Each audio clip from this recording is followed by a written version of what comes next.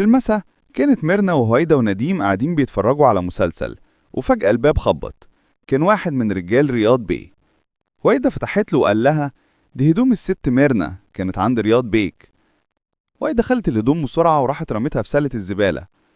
نديم سألها: انت كنت فين؟ ومين اللي كان على الباب؟ ردت عليه وقالت له: دي واحدة من الجنان وكان في زبالة قدام الباب، فرمتها ورجعت. في نفس الوقت منير راح لرياض بيه وقال له إن واحد من رجالته شاف مرات رفيق داخلة بيته، وده معناه إنها بتخدعهم.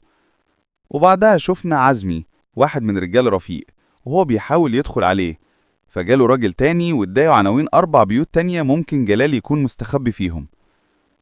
دخل عزمي على رفيق بيه وقال له إن سلمى مرات جلال هتيجي البيت خلال يومين، وإنهم لسه بيدوروا على بيت جلال. رفيق اتعصب، بس عزمي قال له إن الست وصلت وهيدخلها له دلوقتي، وخرج. جلال كان قاعد في اوضته، فدخلت عليه سالي وسألته عامل ايه، فقال لها انه لازم يروح يطمن على سلمى، وفكرته انه وعدها ما يسيبهاش وما يرجع لهاش تاني.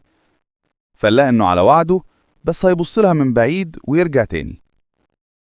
عزمي رجع بيته واتصدم لما شاف اخوه منير هناك. منير قال له انهم لازم يتكلموا وان امهم تعبانه قوي، وكلمته وطلبت يشوفوها بسرعه، واقترح يروحوا سوا عشان حالتها خطيره، وكان واضح ان في مشكله قديمه بينهم. وهم في العربية منير حاول يسحب منه كلام عن رفيق بيه وحالته، فقال له إن رفيق من زمان نايم كأنه ميت. في مكان تاني شادي قال لديما إنه هيروح ينام، وهي تمنت له ليلة سعيدة.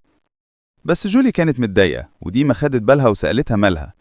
حاولت تخبي زعلها، بس ديما فهمت إنها زعلانة عشان باباها مرجعش لسه، وطمنتها وقالت لها إنه يرجع قريب بعد ما حالة مامتها تتحسن. وبعدها جولي دخلت أوضتها تنام.